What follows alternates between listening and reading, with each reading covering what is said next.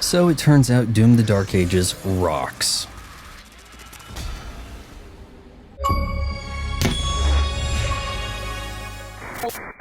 Before we get started, I want to let you know we have channel memberships now with perks like access to media reviews too spicy for other creators, such as my latest movie review, Hollywood 90028, a lost 70s proto-slasher restored on Blu-ray. There's only one tier and it's $2.99 a month.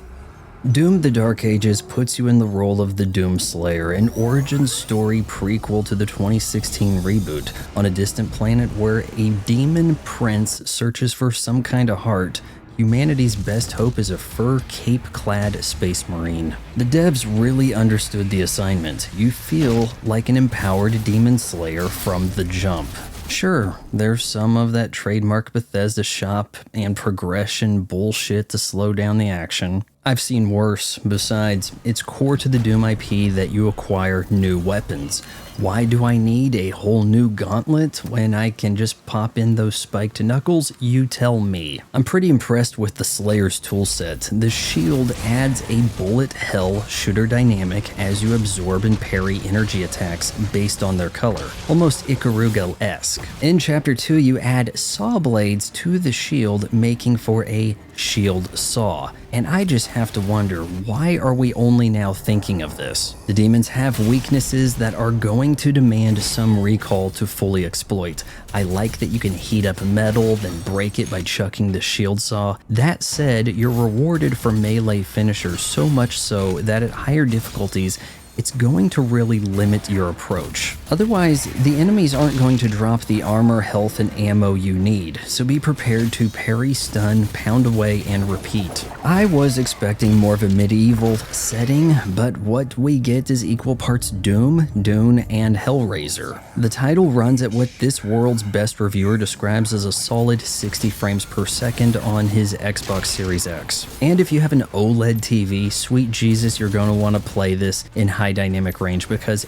every effect simply shines. Not gonna lie, I'm on Chapter 3. I've already done so many end-of-game cool feats, I really feel like I've seen enough to lay down a verdict. You can't review a game without finishing it. But as LeBron James has shown us, when you think you're the GOAT, rules don't apply to you. So I'm going to take some stabs in the dark as to what's going to happen in the story. See, Clive Barker's Jabba the Hutt over here, he's controlling the Slayer, so surely he's going to get his.